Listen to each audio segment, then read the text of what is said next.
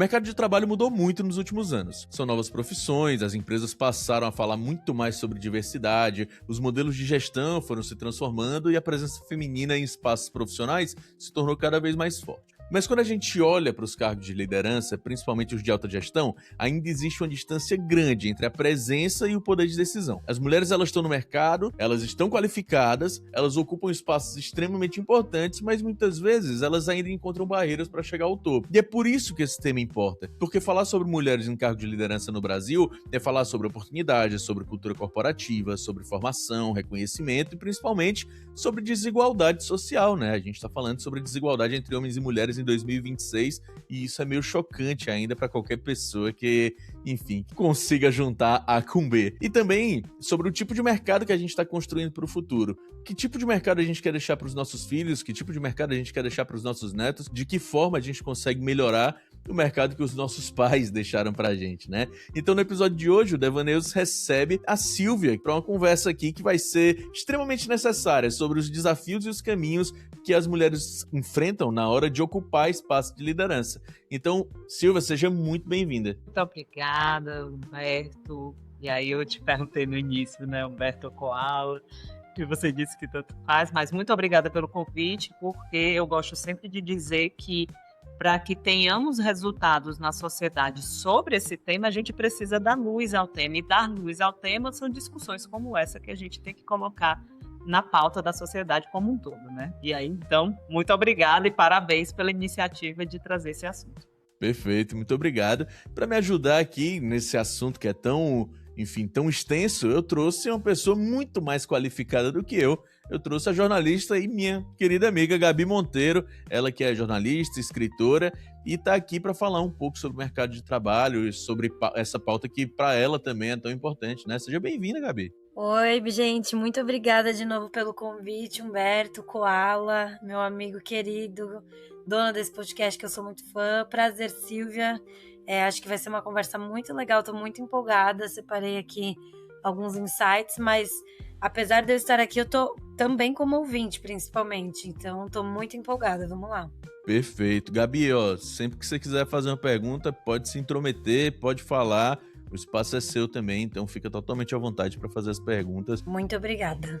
Pode deixar que eu vou fazer. Sucesso. Eu queria começar fazendo uma pergunta um pouco mais genérica para a gente conseguir entendendo um pouco mais sobre o tema, né? Quando a gente fala sobre mulheres em cargo de liderança no Brasil, eu queria saber de ti, Silvia, qual é o primeiro desafio que vem na tua cabeça? Tu acha que o mercado brasileiro ele já entendeu a importância da liderança feminina ou ele ainda trata isso como uma pauta de diversidade, né? Como estratégia de negócio, algo que, como, por exemplo, a gente fala muito aí no mês de junho sobre o Pink Money, né? Do mesmo jeito que algumas empresas levantam a bandeira que se dizem defensoras de certas pautas, essa pauta de mulheres na liderança ainda fica muito na parte da falácia. Queria saber um pouco a tua opinião sobre isso. Exatamente isso que você falou, né? Infelizmente, ainda é uma pauta tratada apenas como uma pauta de gênero.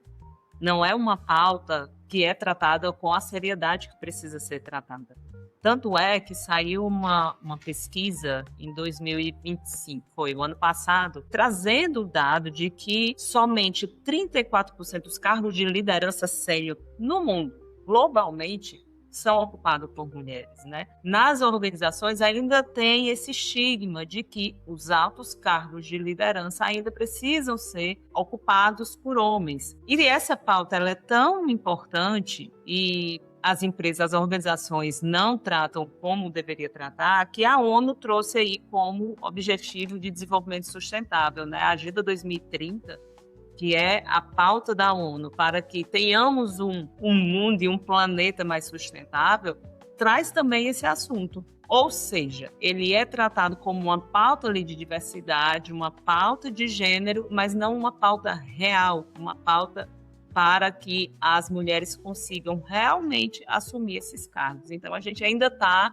caminhando. Infelizmente, respondendo sua pergunta, ainda não temos essa visibilidade concreta no dia a dia dos profissionais da área. Até para dar uma contextualizada para a audiência e para vocês mesmo, para vocês entenderem um pouco como que essa pauta chegou para mim. A minha esposa, Celina, ela trabalha numa empresa, ela tem contato com muitas pessoas que estão nesse processo de, enfim, de subida, de escalada.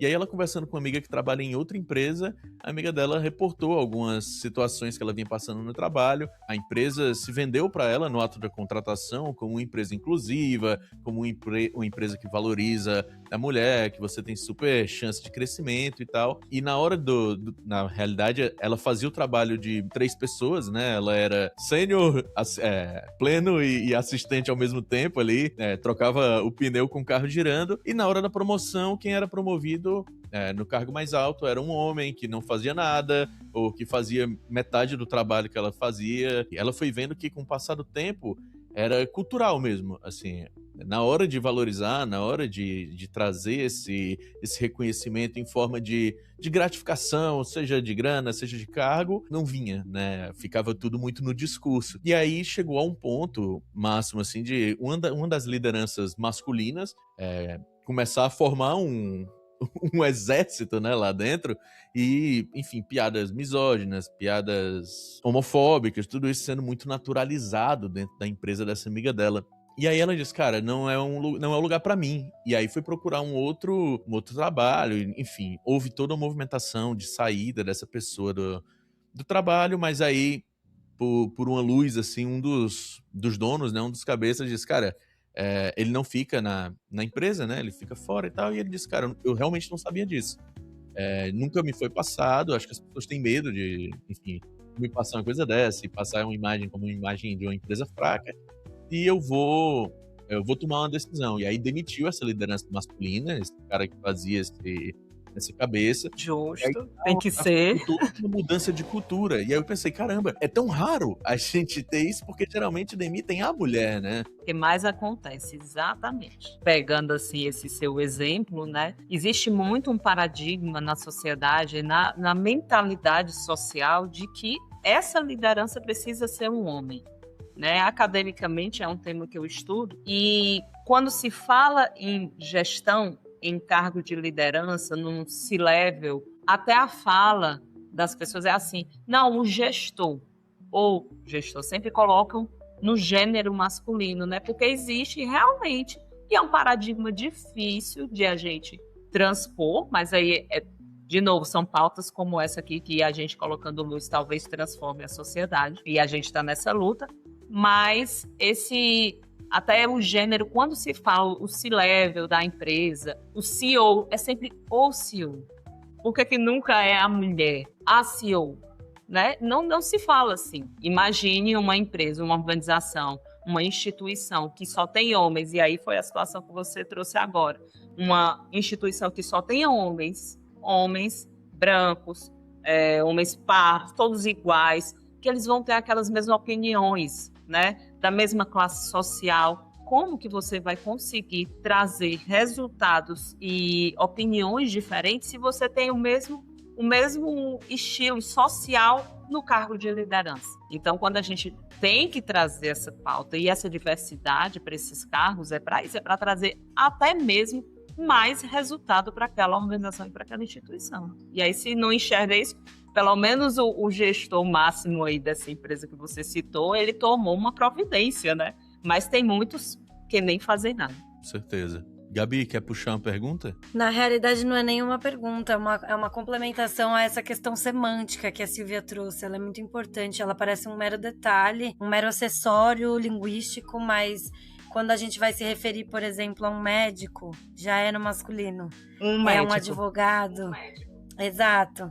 E você pode perceber que são sempre nesses cargos, né, de extremo prestígio, como um médico, um advogado, um engenheiro. A gente já trata no masculino, a gente já pergunta quem é o seu médico, a gente nem para se perguntar se de repente é uma mulher. E muitas vezes é uma mulher, porque a presença feminina no mercado de trabalho é altíssima e é extremamente qualificada, vale dizer, às vezes quase o dobro do que de um homem, né? Com muito mais estudo, muito mais preparo e infelizmente muito mais síndrome do impostor, mas eu acho que a gente vai chegar lá ainda nesse lugar. Com certeza, com certeza. A gente vai abordar sim esse assunto. Inclusive, falando sobre uma experiência pessoal, né? Nas empresas que eu já passei no ramo da comunicação, acho que em quase todas, se não todas, tinha uma mulher em algum cargo de liderança, né? Seja no âmbito do atendimento, seja no âmbito da criação, geralmente tinha uma mulher em cargo de liderança. E eu sinto que na comunicação, isso vem se tornando cada vez mais frequente, né? A gente entra numa redação, num grande jornal, a gente tem ali editores-chefe que são mulheres, a gente tem nas agências de publicidade gestão formada por mulheres. Hoje em dia, aqui em Fortaleza, a gente tem algumas gestoras de agência que são extremamente conhecidas, né? Como é o caso da Elisiane Colares na Advance, como é o caso da Rivana Santos na SG, como é o caso da Ana Celina na Acesso. Então a gente tem muitas mulheres de muito prestígio na publicidade aqui em Fortaleza, extremamente conhecidas, assim como nas redações, né? A gente tem a Fátima Sudário, que é um monstro no jornalismo, enfim. Só que eu sinto que isso é muito atrelado ainda à comunicação, né? E mesmo assim, e mesmo dentro de mercados como esse, a gente ainda tem uma certa barreira, uma certa resistência, né? Como, por exemplo, no caso de a gente tem uma diretora de atendimento numa agência X, mas na hora de eu resolver um problema, eu não vou resolver com a diretora de atendimento, eu vou resolver com o dono da agência. Então, por que mesmo em cargos altos, porque mesmo em cargos de prestígio, essa resistência, essa barreira, ela ainda parece tão intransponível? Eu não querendo te cortar, Silvio, eu acho que você vai ter a resposta exata, mas eu queria trazer ainda uma outra camada. A pessoa premiada é sempre o homem, mesmo quando é uma carreira dada como feminina. Então, por exemplo, historicamente, fomos relegadas ao cuidado, né? E aí o cuidado, ele envolve algumas funções muito específicas. Exemplo, lugar de mulher é na cozinha, dentro dessa lógica machista. Mas os principais chefes premiados são sempre homens. Maquiagem é coisa de mulher. Os maquiadores mais famosos são os homens. Então é curioso que mesmo no cargo que é tido como feminino, o premiado é o homem. O lugar mais alto do pódio ainda é do homem. Então eu endosso essa pergunta do Humberto a Silvia, né? Eu acho que é a pergunta do milhão, claro, né? Ainda no começo do podcast, mas eu acho que você vai trazer bons insights sobre isso. Vocês comentaram, principalmente o Humberto, sobre a área de comunicação, né? Que é a área de vocês, então é onde vocês conseguem enxergar mais. Mas isso é generalizado, pelo menos é o que eu sinto também, porque eu já sou da área do direito, né? Eu trabalho ali com resultados na administração, na gestão, mas de advogados. E eu percebo isso também. Né? Eu sou de um departamento jurídico de uma empresa e conheço outras tantas empresas, conheço outros tantos gestores e eu enxergo isso também. Né? Outro dia eu estava vendo eu fico ali no LinkedIn, às vezes sapeando, e eu vi uma reportagem de uma grande empresa, inclusive cearense, que estava de mudança assim, desses cargos de gestão. E curiosamente, quando eu fui conferir a lista, das 16 mudanças internas que estava tendo só de cargos de alta gestão, só tinha uma mulher. Uma única mulher. Então, quando eu enxergo isso, eu vejo que está em todas as áreas, porque as mudanças ali listadas eram de todas as áreas daquela empresa. E por que só uma única mulher foi escolhida dentre 16 vagas? Então, para mim, isso já responde dizendo que não é só na comunicação, não é só no direito, está institucionalizado isso. E aí, até mesmo, como a Gabi falou, até quando se fala em maquiagem, que é algo naturalmente que se pensa da mulher, os melhores são considerados, né, os melhores, os premiados, enfim, são homens. Por que será?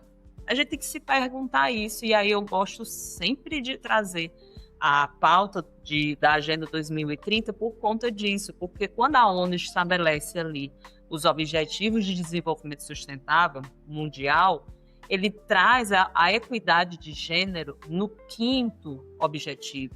E se de 17 ela elenca como o 5º objetivo a equidade de gênero, e dentro desse 5º objetivo ela fala de liderança, a ONU fala sobre a liderança feminina, que ela estabeleceu que em 2030 deveríamos ter 50% de líderes femininas e líderes masculinos.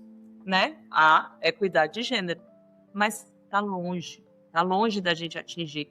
E aí, eu participei de outro podcast esses dias, e aí eu falei, gente, será que a ONU inventou isso? Será que a ONU estabeleceu objetivos específicos por nada, só porque ela quis? Não, é porque é um problema social. E aí todo mundo finge que não existe.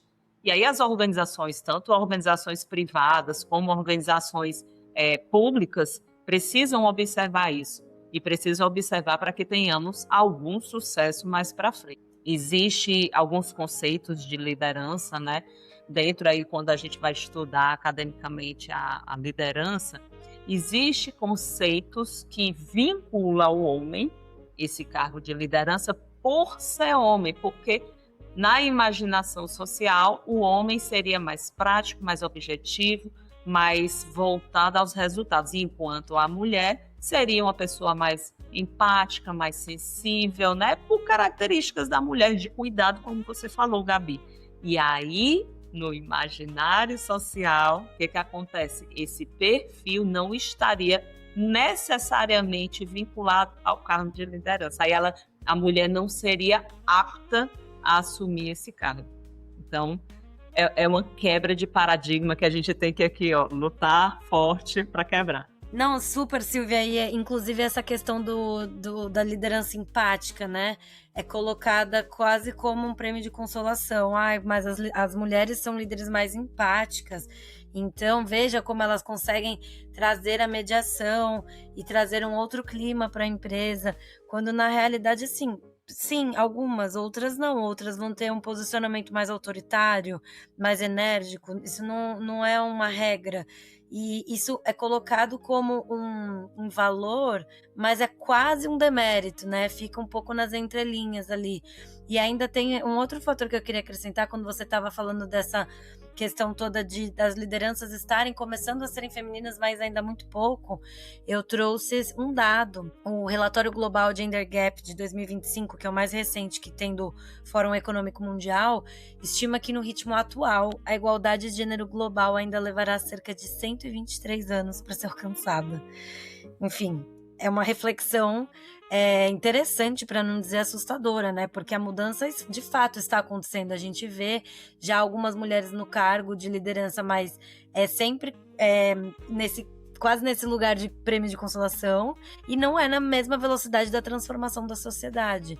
Então a gente ainda vai penar muito para chegar lá, e ainda nesse caminho para chegar lá a gente ainda vai receber quase como você tem que agradecer, né, que você está indo para esse lugar. Olha que legal que é essa empresa que tem líderes mulheres, e não é uma coisa espontânea e orgânica, né, não me parece, pelo menos. Isso que vocês falaram sobre essa liderança acolhedora, né, essa liderança empática, enfim, eu tenho uns anos aí de mercado, né? Então já passei por umas. E aí, em uma empresa recente aí que eu passei, a gente chegou a ter uma discussão com um cliente e tal.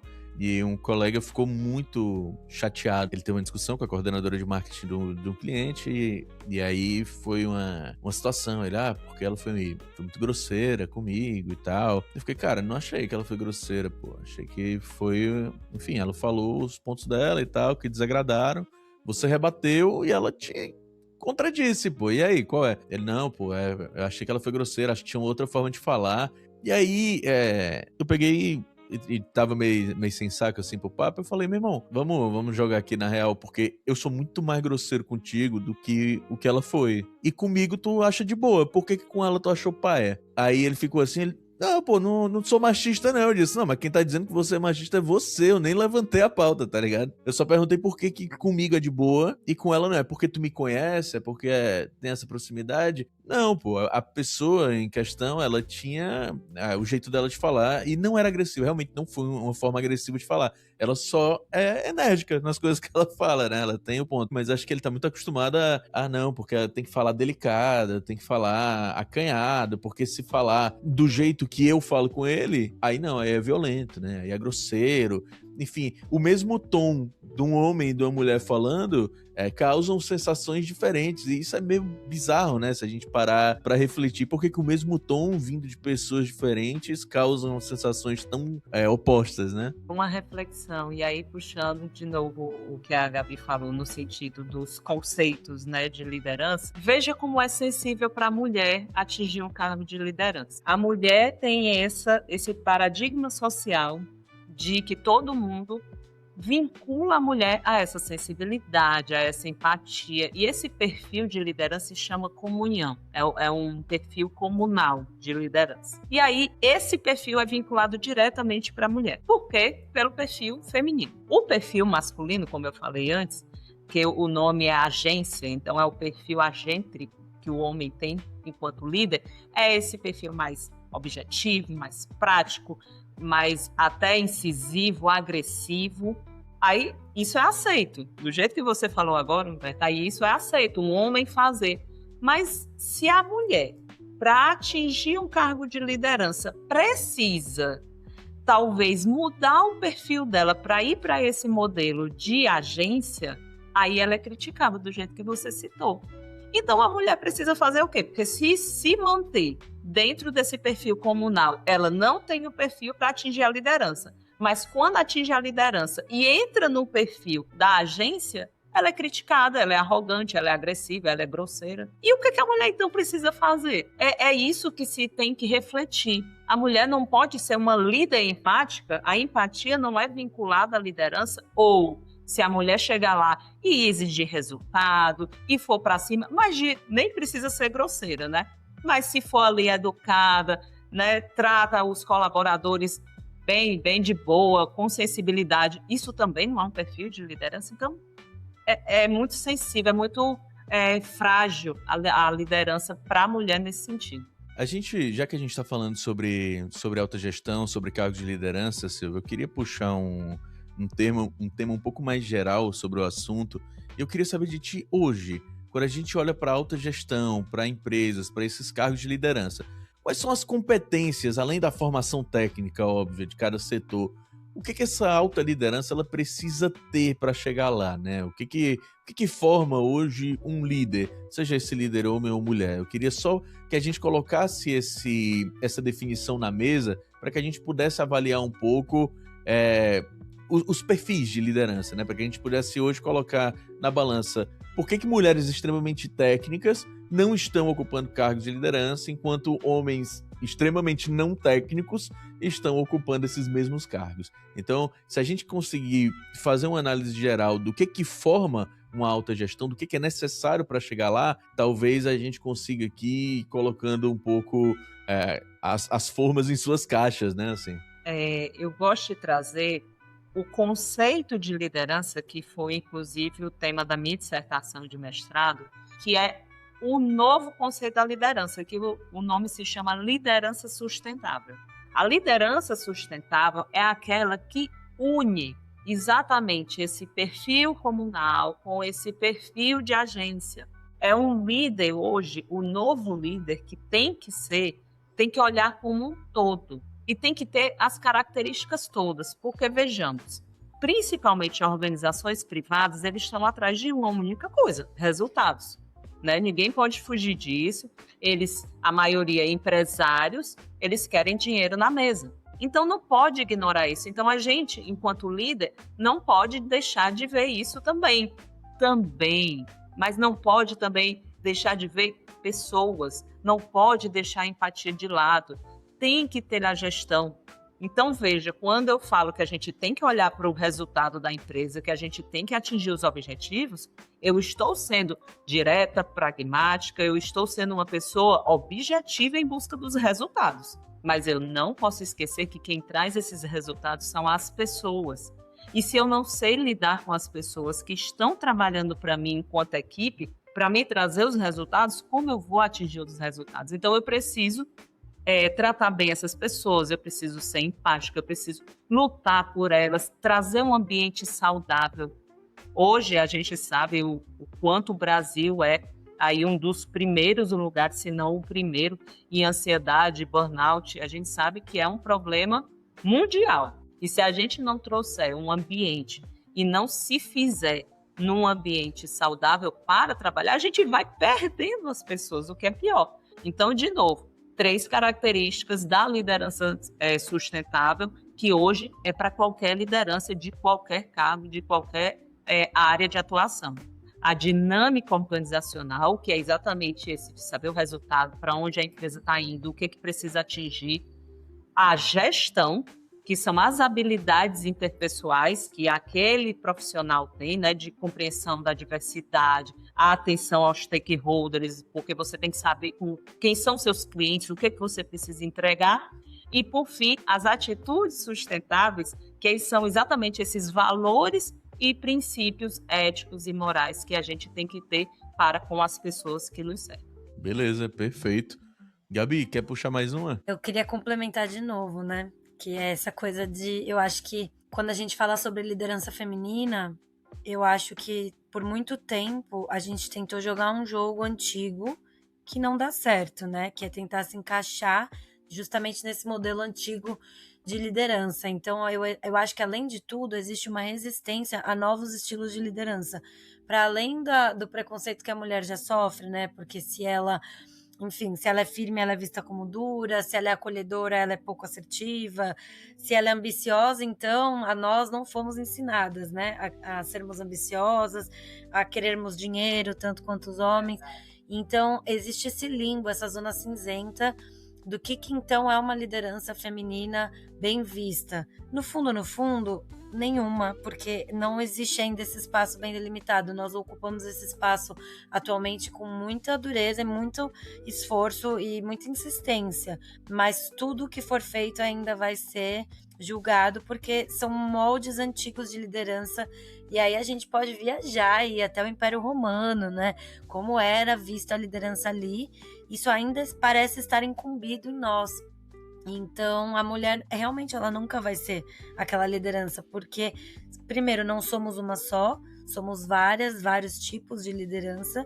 Segundo, nós não estamos, de fato, respondendo àqueles moldes, porque o mundo mudou, e esse mundo precisa acompanhar. Inclusive, até isso é colocado até para os homens, né? Porque também não existe só uma forma de liderar para os homens, mas eles parecem ter mais liberdade para criar a sua própria liderança do que a gente, que parece ainda sermos forçadas a dançar uma música que muda todo o tempo, né? Então, eu acho que, enfim, Silvia, se eu tiver que trazer uma pergunta, assim, talvez uma pergunta até a nível pessoal, né? Como você acredita que a mulher pode ocupar essa cadeira sem sentir tamanho desconforto, né? De que forma ela pode convencer a si antes de convencer aos outros de que aquela cadeira é sua também? A gente cai muito quando tu traz essa pergunta na síndrome da impostor, né? Existe uma pesquisa, e aí eu não vou conseguir lembrar exatamente o dado, mas existe uma pesquisa que diz que uma mulher, quando vai se candidatar a uma vaga, ela só se candidata se tiver 100% apta ali, ou 95% apta nos requisitos, enquanto o homem, com 60%, ele já acha que está ok, que já pode se candidatar e está apto para aquela vaga. Então, o próprio sentimento de pertencimento de competência é difícil para a mulher, porque nós não fomos ensinadas a, primeiro, entrar no mercado de trabalho. Já não é simples, né? É lógico que hoje em dia a mulher avança cada vez mais, graças a Deus. Porém, a gente tem aí, se trouxer aí do passado, muito tempo de dificuldade para entrar no mercado de trabalho. Então, vem arrastado esse pensamento. E aí, para o homem, é natural já estar no mercado de trabalho. E sendo natural para o homem, é muito mais fácil ele se sentir confortável nesse espaço, enquanto a mulher não. A mulher tem que lutar 2, 3 vezes fazendo a mesma coisa, às vezes para ganhar a metade. Então, assim, é uma luta infinita, que eu acho que eu não sei quando é que vai acabar, porque estamos longe, mas é uma dificuldade, de fato, se sentir confortável, pertencente, confiante o suficiente para assumir esse cargo, né? Eu vejo muitas mulheres, meninas, as recém-formadas, por exemplo, com esse desejo. Existe o desejo de atingir esse cargo, mas as barreiras que existem, até as invisíveis, porque a gente tem muita barreira invisível para quebrar, essas barreiras impedem muito a subida e a ascensão feminina. E aí haja essa luta todos os dias, insistente, e discussões como essa aqui, para a gente quebrar os paradigmas da sociedade. Aproveitando o gancho, só trazendo uma história, acho que é uma história engraçada aí sobre isso de qualificação, né? Recentemente houve nas agências aqui de Fortaleza um wave ban, né? Então teve uma demissão aí em onda na maioria das agências, e aí muita gente foi cortada, e um amigo meu acabou ficando desempregado e ficou, cara, preciso me realocar logo, preciso muito de grana e tal. Então, tu tem como me dar uma força? E aí eu fui ajudar, né? Comecei a mandar pra ele vários currículos, várias vagas, vários perfis diferentes. E aí mandei alguns cargos pra ele, desde analista até diretor, né? E aí ele, fazendo o filtro, ele... Cara, mas diretor, tá maluco, pô? Tá me mandando cargo de diretor? Eu sou, no máximo, analista sênior e tal. Eu fiquei, meu irmão, a tua função é mandar. Tu vai enviar o currículo. Quem tem que dizer se tu é capacitado ou não pro cargo é o RH, meu irmão.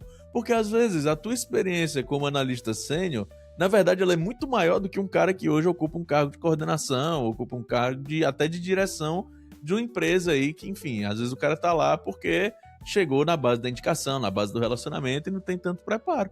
Então, você tem que se candidatar, quem tem que dizer se você é apto ou não é o cara do RH. Então, teve esse momento aí de descontração, ele riu e realmente mandou. Ele mandou pro cargo de direção, mas não foi chamado, infelizmente. Ele ficou aí, bateu com a cara na parede. Mas olha como é o pensamento, porque você indicou para o seu amigo que mandasse o currículo. Nem toda mulher consegue pensar assim. Ela já olha para si, não tenho condição, não vou mandar, porque ela já pensa assim, não vou passar essa vergonha. Mas é como você disse, quem tem que analisar é o empregador lá, o headhunter, quem está selecionando, ele que vai alinhar as suas competências com a vaga. Mas as mulheres têm esse receio. E é histórico, é impressionante. E isso é bem verdade, eu acompanho dentro de casa, né?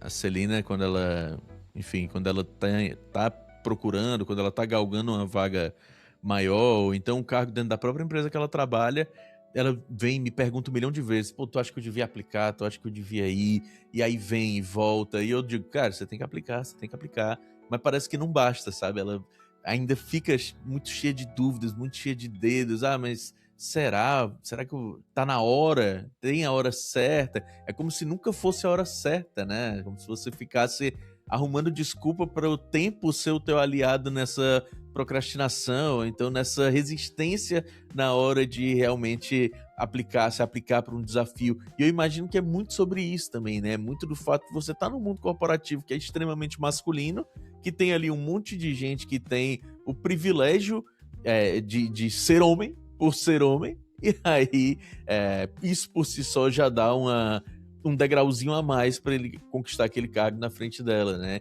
E quando isso acontece, né? Quando isso para, eu fico me sentindo meio mal por mim, né? Por estar ali, por não estar conseguindo ser realmente a pessoa que vai dar aquele empurrão final, mas me sinto mal por ela também por ver a pressão que ela passa para conseguir alcançar alguma coisa que eu teria muito mais cara de pau para chegar lá e fazer, e eu sinto que ela tem essa resistência muito maior do que a minha, né? E eu sei que é por conta disso, eu sei que é porque o mercado é assim, infelizmente, né? Essa coisa da cara de pau é um termo maravilhoso, porque de fato é visto como uma virtude, né? E na verdade, enfim, a gente não foi delegado a ter essa grande virtude, apesar de termos níveis de escolaridade muito maiores, mesmo no empreendedorismo também, que é um caminho 100% cara de pau, né? Você tem que dar sua cara a tapa no empreendedorismo.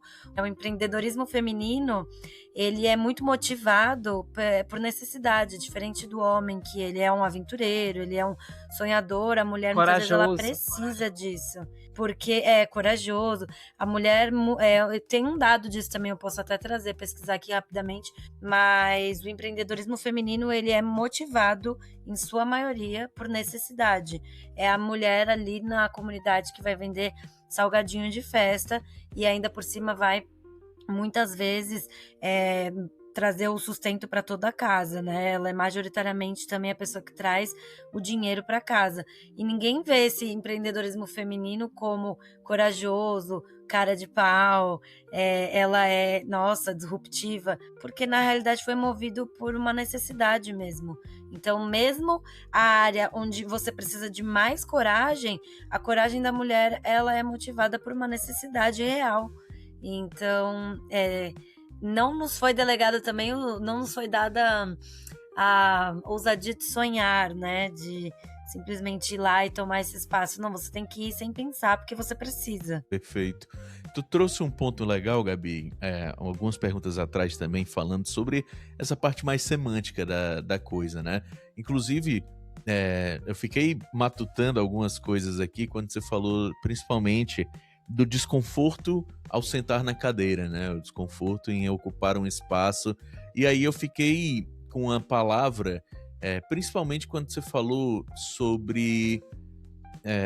eu não vou lembrar o termo agora que você usou exatamente, mas, enfim, o que eu queria saber de ti, principalmente, e depois eu queria que a Silva complementasse com a experiência dela, eu queria falar sobre a palavra poder, né? Porque eu parei agora para pensar um pouco sobre essa palavra, sobre cargos de liderança, que cargos de liderança são muito envolvidos nessa parte de poder fazer algo, né? De poder dar uma resposta a mais, de poder ser um decisor. Então, você está num cargo de liderança, você passa a ter poder. E aí, eu comecei a fazer uma série de paralelos na cabeça enquanto você estava falando, e eu vim perceber o que é uma mulher poderosa, né? E eu voltei para os anos 90, quando a mulher poderosa era a tiazinha, né? Quando a mulher poderosa era a mulher que, enfim, que sambava, e que a mulher poderosa, ela não... E quando você pensava no homem poderoso, você pensava no Fernando Henrique Cardoso, entendeu? As associações, a semântica da palavra poderosa, ela era completamente diferente para quando você associava a um homem e completamente diferente para quando você associava a uma mulher. Então, eram conceitos que eles eram diametralmente opostos, assim, coisa que não fazia tanto sentido. Então, hoje, quando a gente fala sobre a palavra poder, tu acha que essa palavra ainda é desconfortável pro feminino, falando semanticamente mesmo? Sim, super.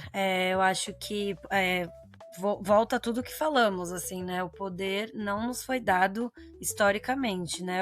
A gente pode voltar, eu tenho lido muito sobre, né, período neolítico, enfim, homens da caverna mesmo, antes até deles, neandertais, e não é citado mulheres em nenhum momento, acho que vale dizer isso, é sempre sob a ótica do homem. Quando a sociedade começa a se dar como a gente conhece, né, com hierarquias, desde que o mundo é mundo, o homem preenche esse lugar do poder, enquanto a mulher garante que tudo esteja em ordem para que ele volte com o objeto da caça, né?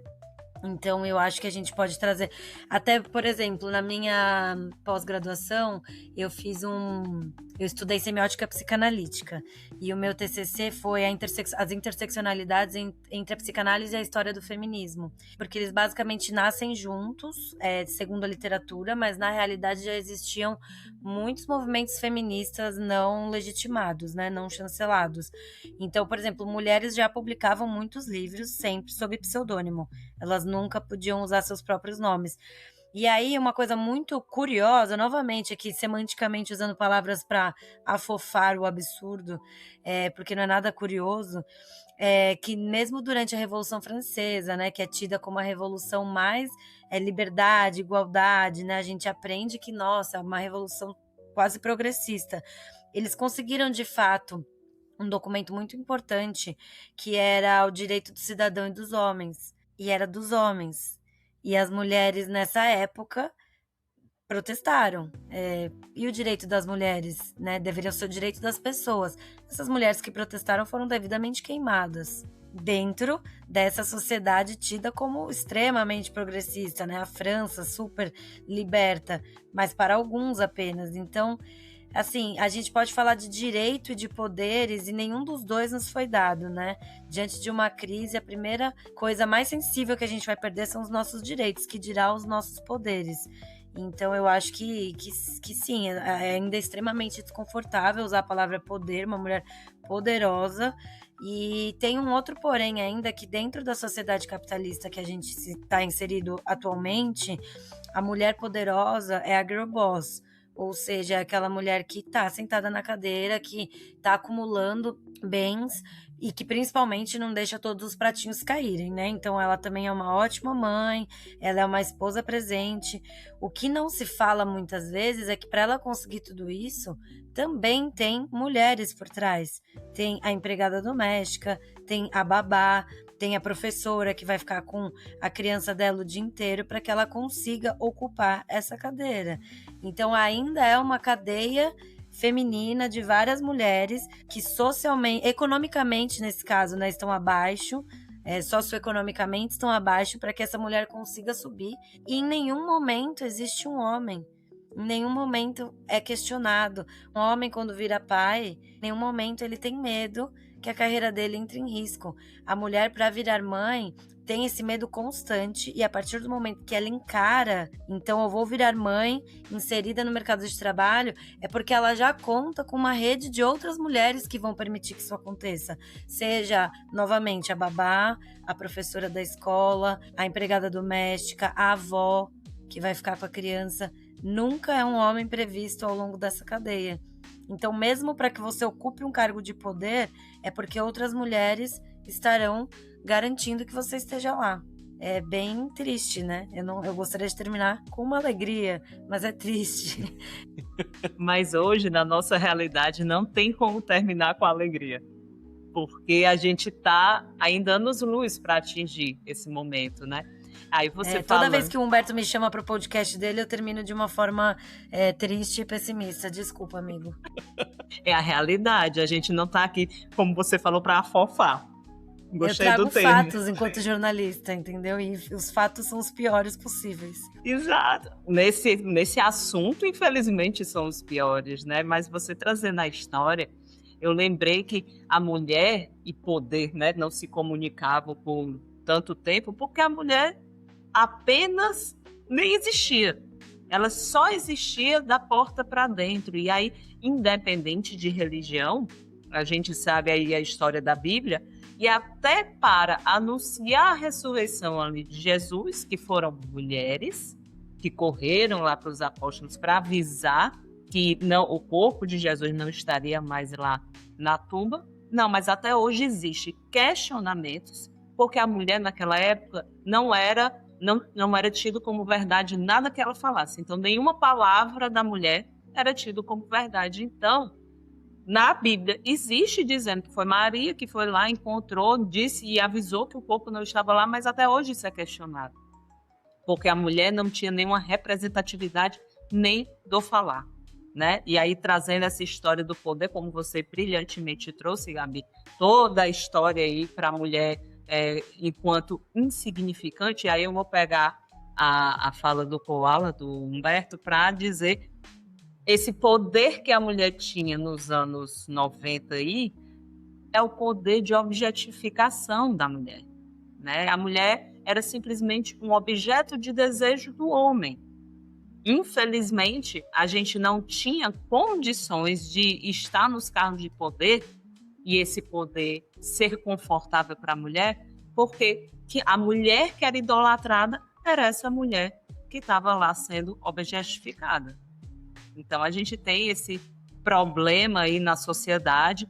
Talvez hoje já tenha mudado um pouco, porque a gente hoje tem leis, né, para proteção da mulher como um todo, mas ainda assim é muito complicado. O poder no cargo de liderança, por exemplo, é um poder mais restrito, porque ela pode ser criticada, né, do jeito que a gente falou antes, ela sendo mais assertiva, ela sendo objetiva, ambiciosa, falar de dinheiro.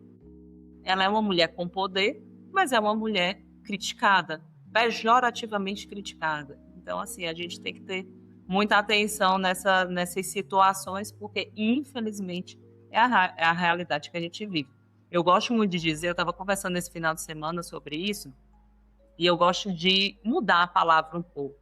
Eu gosto de dizer que a mulher líder ela não tem o poder em si, ela é uma inspiração, ela tem que se fazer inspiração para os outros. Porque uma mulher só acredita que pode chegar nesses cargos de liderança se ela enxerga outra mulher, né? Como a Gabi falou, a mulher, para conseguir chegar lá, precisa de outras mulheres.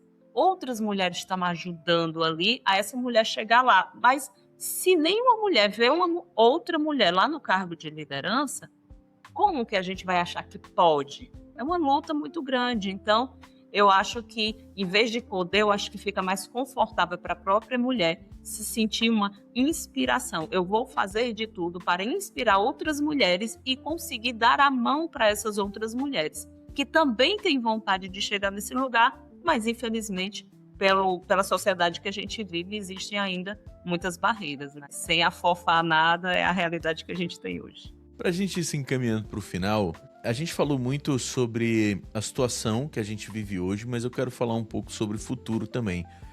Silvia, de que forma hoje uma empresa consegue modificar a sua cultura ou consegue trabalhar a cultura que já tem para favorecer a presença feminina nos cargos de liderança e, principalmente, quais são as políticas que realmente ajudam mulheres a crescer profissionalmente, né? Porque a gente sabe que tem muita política empresarial que ela serve como bibelô, né? Ela tá ali mais como decoração do que propriamente como plano de ação. Então, queria que você falasse um pouco sobre isso para a gente ir se encaminhando para o final.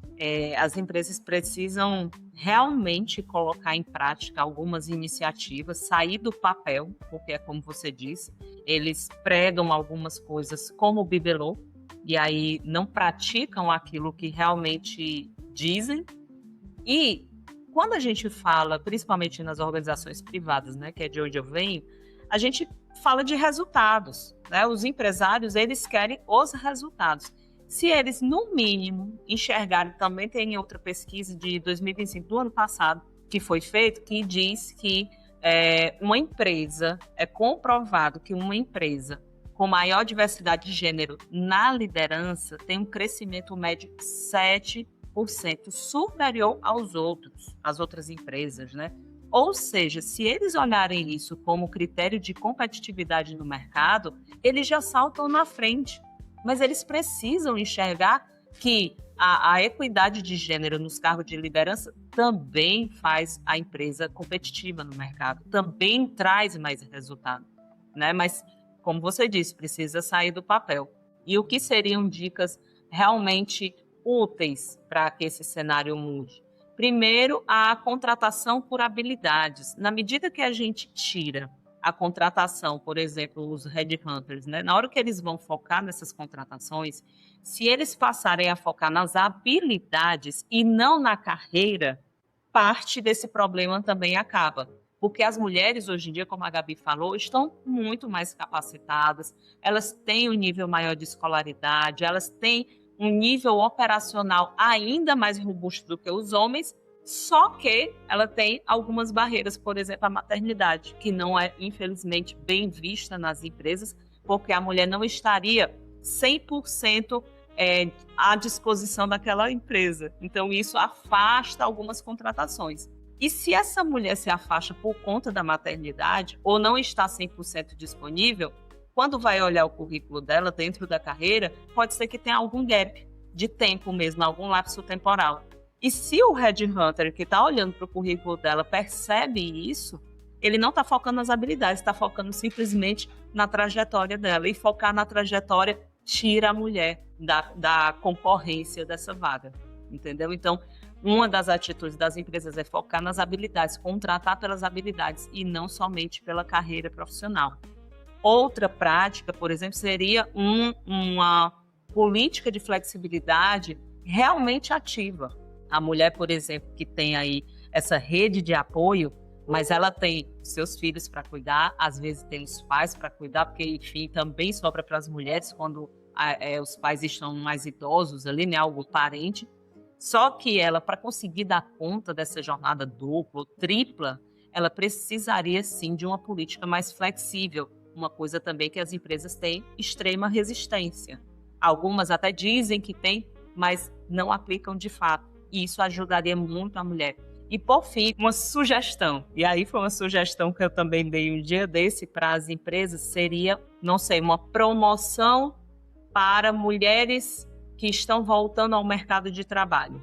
As mulheres que, por algum motivo, deram uma pausa no trabalho para ter seus filhos e uma reintegração, uma política de ex-alunos, vamos dizer assim, só que não são ex-alunos, mas ex-colaboradores, para incentivar que essas mulheres consigam voltar ao mercado de trabalho, né? À medida que a empresa incentiva isso, ganha o respeito da mulher, o respeito da sociedade, ganha profissionais mais dedicadas, mas a empresa precisa focar em políticas coerentes, concretas, para que essas mulheres tenham oportunidade. Se fingir que nada existe, a gente vai continuar na mesma e nada vai avançar. E assim, Silvia, eu não queria, até para te contextualizar da pergunta que eu vou fazer agora, que eu vou fazer ela direcionada para Gabi, mas eu acho que você vai ter muito a complementar também.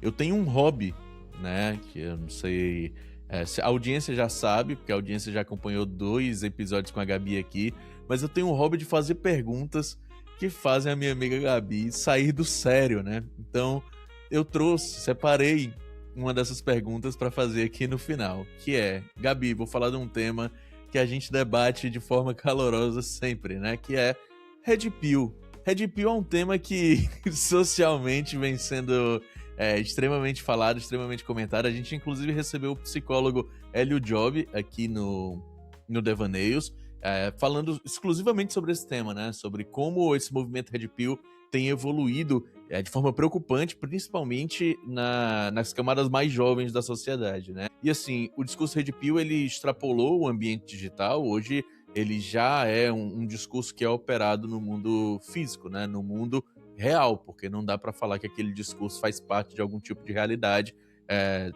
Tá ali no mesmo cosmo da Terra plana, né? Do chamado dos ETs. Então não dá para trazer isso muito como realidade.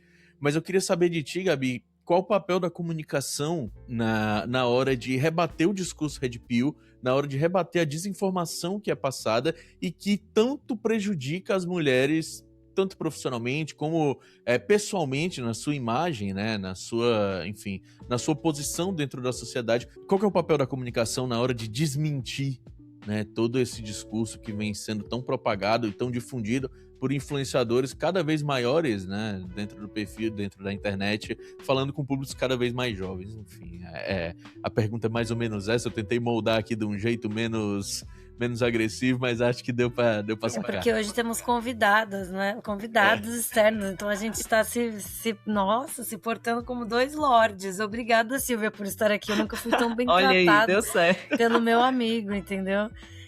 Mas, olha, eu acho que dá pra gente dar um passo atrás. Eu vou fazer um pequeno desvio, que é o jornalismo, por essência, nasceu para informar.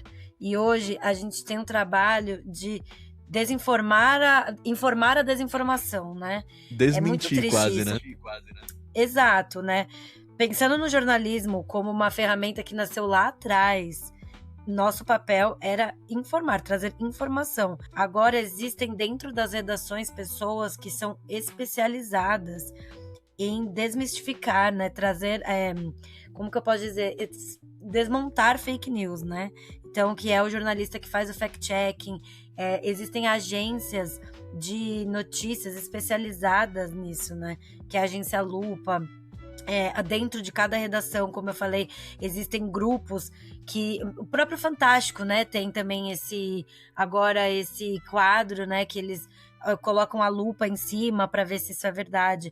Isso é desesperador, né? Porque nosso papel era criar a notícia, criar a informação, só que agora existem pessoas criando desinformação e nosso papel é também mostrar que isso é mentira.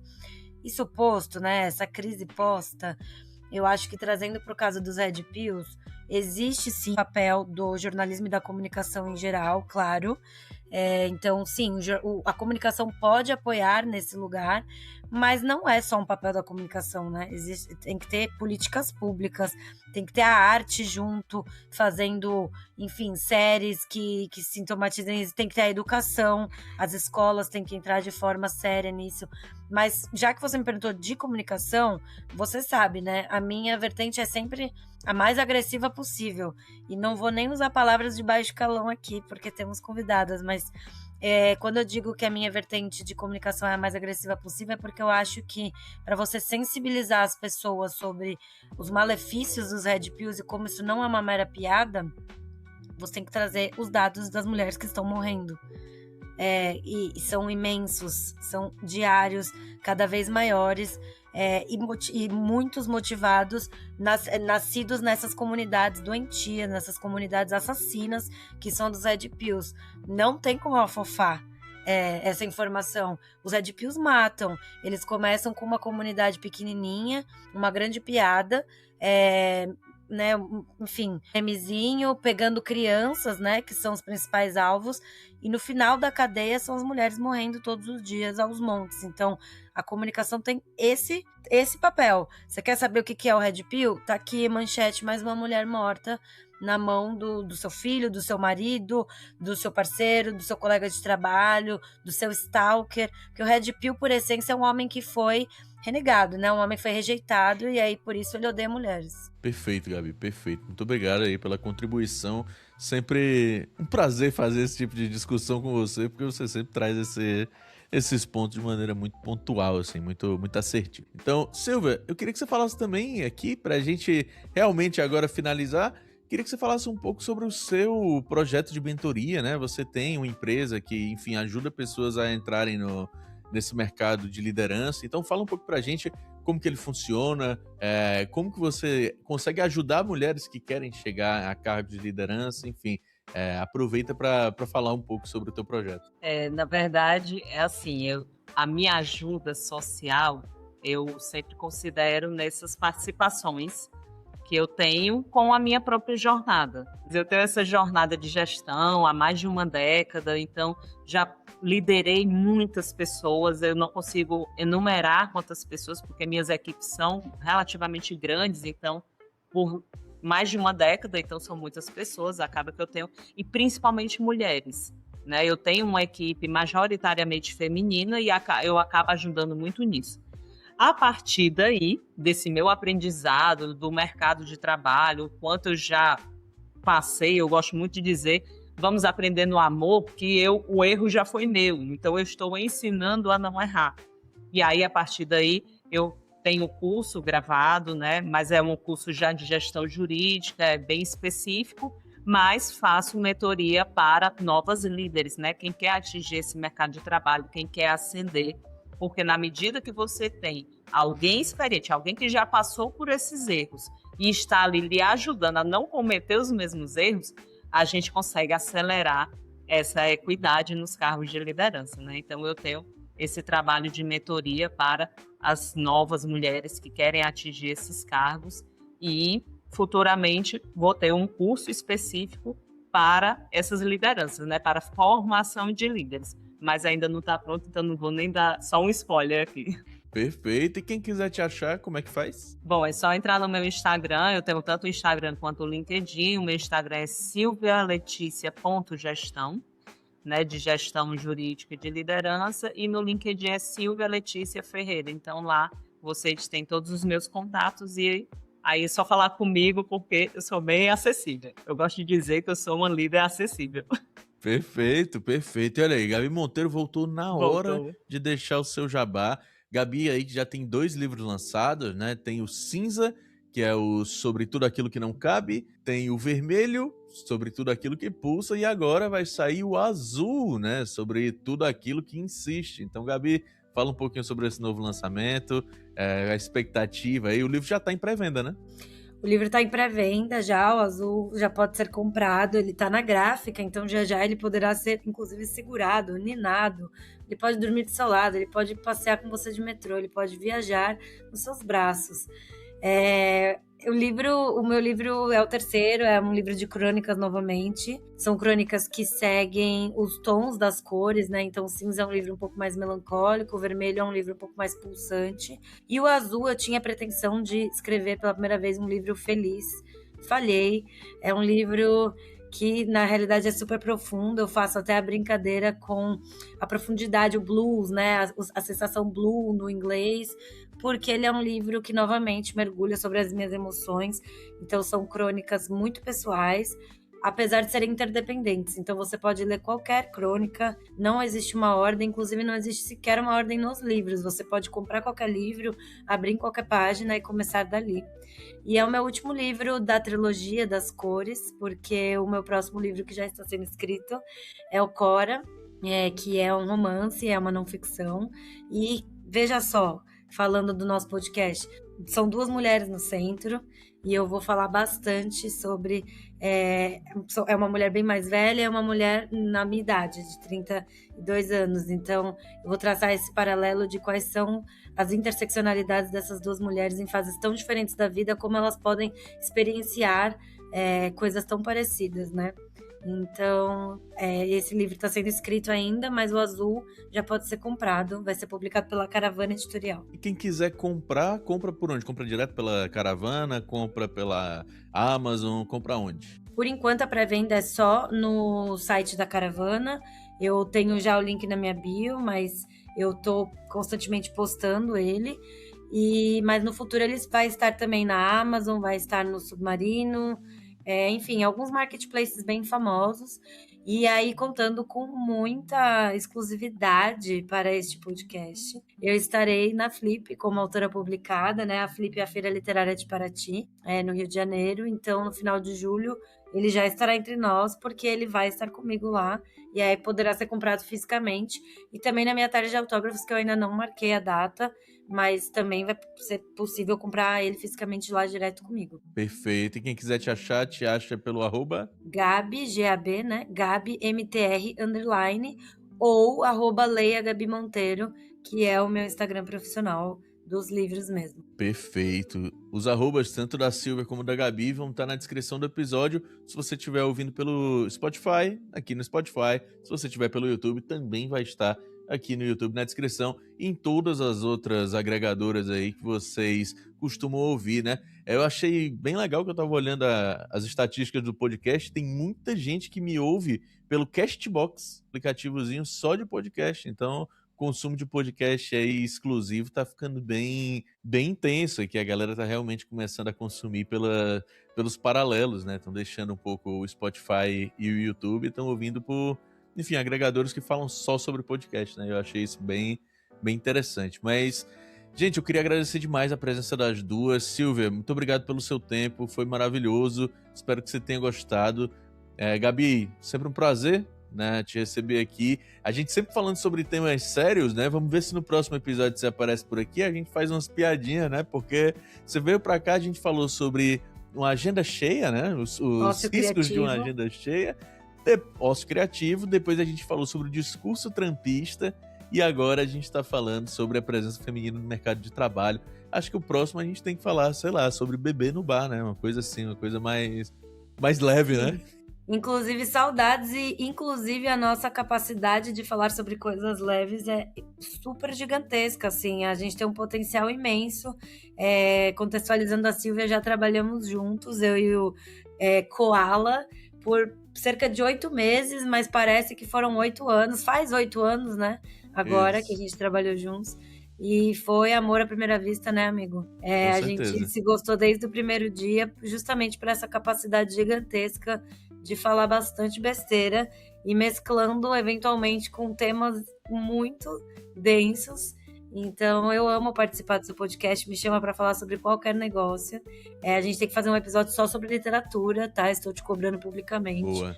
E os livros no Brasil, que também não serão boas notícias, mas é isso aí, eu adorei. E Silvia, muito prazer.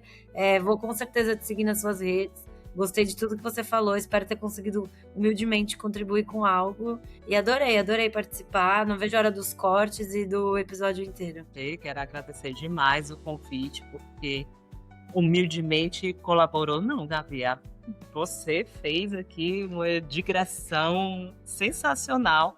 Dentro do seu reporte de jornalista, trouxe muitos dados, trouxe história e foi sensacional, porque é bom quando a gente entende o que é a realidade hoje, o que foi no passado, como foi essa trajetória e principalmente, né, estamos em áreas diferentes e aí você traz também, como o próprio Koala, no ambiente e eu tenho outro ambiente, eu sou, né, formada em outro ambiente e quando a gente conecta tudo isso e percebe que o problema continua, então a gente está trazendo um problema social enorme. Então, assim, falar sobre isso é sempre importante para mim, porque eu acho que a contribuição para a sociedade que a gente pode deixar é essa, para as novas mulheres, as novas líderes que, porventura, tenham essa vontade. Então, assim, estou à disposição. Gabi, eu já lhe sigo, desde que o Koala disse que você ia participar, eu já segui.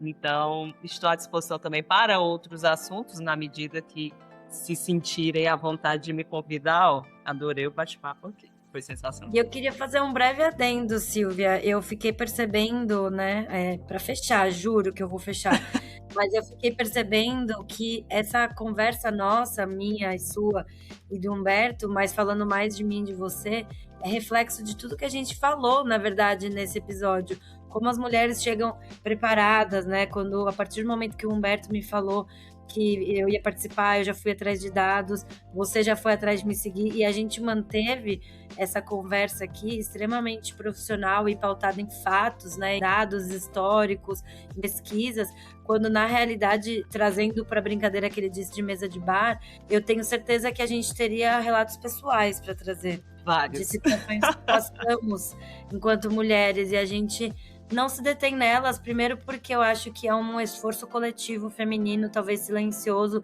de não querer sermos reconhecidas pelos traumas e pelas violências que já passamos. E não se vitimizar, né? Exato. A gente não quer se colocar nesse papel menor, justamente porque eu acho que a sociedade já faz isso, infelizmente, com muito êxito. Então, a gente chega aqui extremamente preparadas e pronta para ter essa conversa pautada somente em dados, quando, na verdade, a gente podia ter uma conversa de comadres aqui e falar: me conta o que você já passou no mercado de trabalho, porque eu já passei por várias e eu tenho certeza que você também. O Humberto já deve ter testemunhado, ele mesmo trouxe alguns exemplos práticos. E eu fiquei pensando nisso, inclusive, enquanto ele trazia, né? Que eu tenho certeza que eu e você, a gente teria várias também para trazer. A gente intencionalmente não traz, né? Porque a gente não quer ser reduzida a essas histórias infelizes que já vivemos, né? Exatamente. Mas a gente pode fazer um podcast off. No Close Friends, que aí a gente consegue colocar. Exato. Se os ouvintes não sabem, é que a gente vai desligar e falar: meu, e aquilo lá? Nossa! E aí vai, tipo, abrir uma cerveja e começar, entendeu? Perfeito. Inclusive aí na mesa de bar, no podcast, pode me convidar. Beleza, pode deixar. Eu não trarei nenhum dado, trarei apenas as gracinhas. Trarei apenas o ódio, né? Exato, vai ser macarrão com alho e ódio aqui, né, amigo? É isso. Não tem jeito. Então é isso, pessoal. Espero que vocês tenham gostado do papo. Queria agradecer demais você que colou até aqui. Não deixem de seguir minhas convidadas, por favor. Vão lá, deem aquela moral, deixem o follow, acompanhem o trabalho delas, que é, assim, absurdo, é sensacional. Vocês sabem, eu só trago gente que é muito mais competente do que eu para trocar ideia aqui. Então, por favor, vão lá e façam a boa para elas. Fechou? Queria agradecer demais a você que está apoiando lá no Apoia-se. Você que ainda não apoia, apoia.se/Devaneios Marsupiais. Lá você consegue apoiar a partir de R$1 para manter aqui essa estrutura funcionando. Então, considere ir lá apoiar. A partir de R$20 você entra no nosso grupo de membros, né, no nosso Safari Marsupial.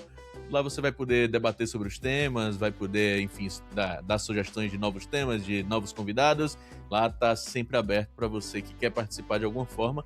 A partir de R$50 você vai estar aqui, né, mandando o seu vídeo sobre o tema da semana, dando a sua opinião, trazendo aí a sua perspectiva, o seu olhar sobre o tema da semana. E a partir de R$120 você ganha a camiseta do podcast. Então, você vai poder sair aí trajado. Olha que honra, sair trajado de Devaneios Marsupiais na rua. Que alegria absoluta, né não? Então, ó, muito obrigado. É isso. E, ó, eu tinha um recado também para dar. Muito obrigado, Brisanet, por estar apoiando a gente aí, tanto no podcast como lá no meu Instagram. Eu agora tô junto com a Brisanet. Galera, quem quiser aí, aproveita o mês de junho, porque tem oferta 100 GB de internet no celular por apenas R$ 39,90. Então corre que a promoção é só durante o mês de junho. Aproveita que tem Copa do Mundo e bora assistir a Arábia Saudita e Gana, que vai ser um jogaço, eu tenho certeza. Fechou? É isso. Muito obrigado, até semana que vem. Um beijo e até a próxima.